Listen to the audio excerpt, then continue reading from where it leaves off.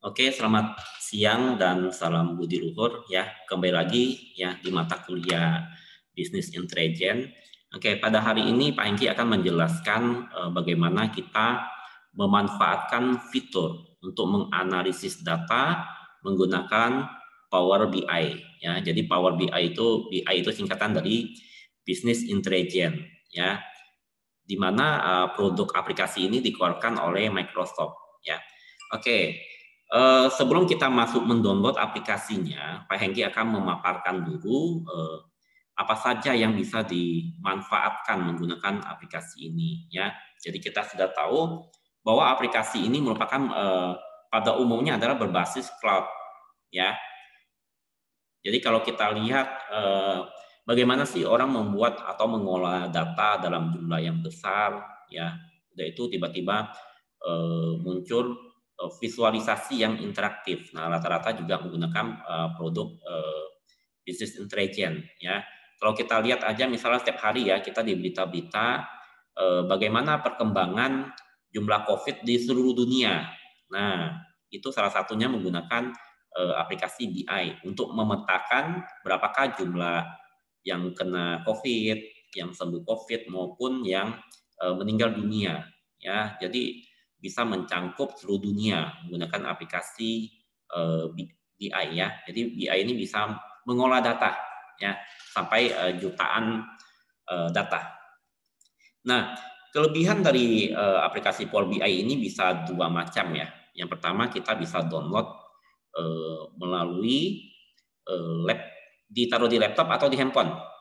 Ya, berarti kan itu secara offline namanya atau secara online yang terhubung dengan cloud Microsoft ya, itu keunggulannya.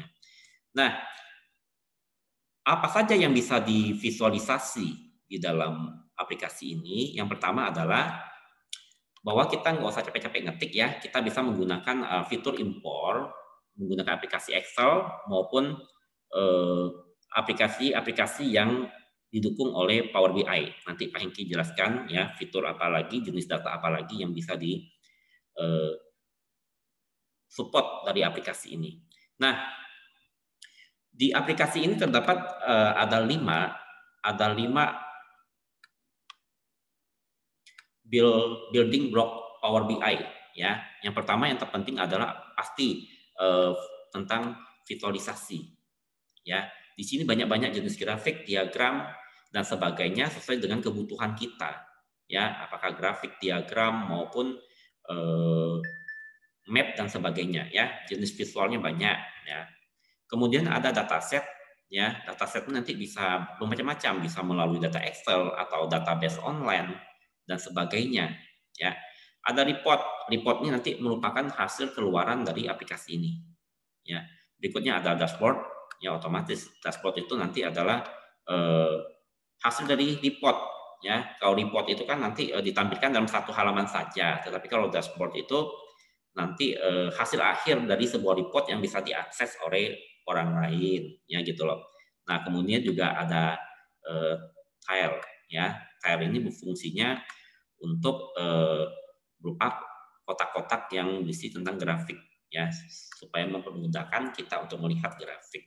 Nah, kemudian ya dari 5 building block tadi ya, kita lihat bahwa di sini macam-macam ya, mengimpor sumber data itu banyak. Pertama bisa berupa file ya. Jadi file dari Excel ya dengan format XLS maupun XLS-nya ya. Kemudian ada CSV dan juga kalau kita menyimpan dalam aplikasi ini otomatis tersimpan dalam format Power BI atau .pbi ya. .pbi ya, itu format kalau kita nyimpan di aplikasi Power BI. Kemudian ada berikutnya adalah content pack ya. Jadi content pack ini kita bisa mengimpor data ya dari layanan-layanan internet lainnya seperti Google Analytics ya, Salesforce, GitHub dan sebagainya. Kemudian ada database. Database yang support di sini adalah ada Spark, Azure, SQL ya, maupun on premise ya itu adalah database yang bisa diekspor impor. Nah, apa saja jenis visualisasi yang bisa digunakan di Power BI? Yang pertama ada combination chart otomatis. Ya, Anda lihat bahwa macam-macam grafik bisa digunakan di sini.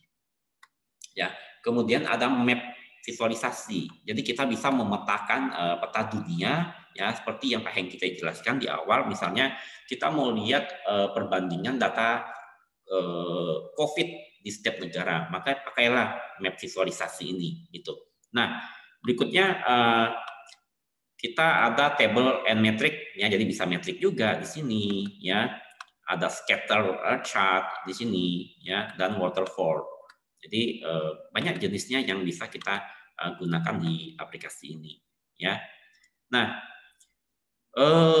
di sini ada tutorial, ya, tutorial bagaimana kita mendownload atau menggunakan aplikasi ini. Jadi Pak Hengki udah jelaskan tadi di awal bahwa aplikasi ini bisa di-download dengan dua macam, mau offline atau online. Kalau online database kita tersimpan di cloud, kalau di versi desktop atau handphone biasanya di perangkat kita gitu. Nah, ini adalah tutorial, ini akan Pak Hengki jelaskan nanti ke berikutnya, ya, ke berikutnya pertemuan berikutnya, ya.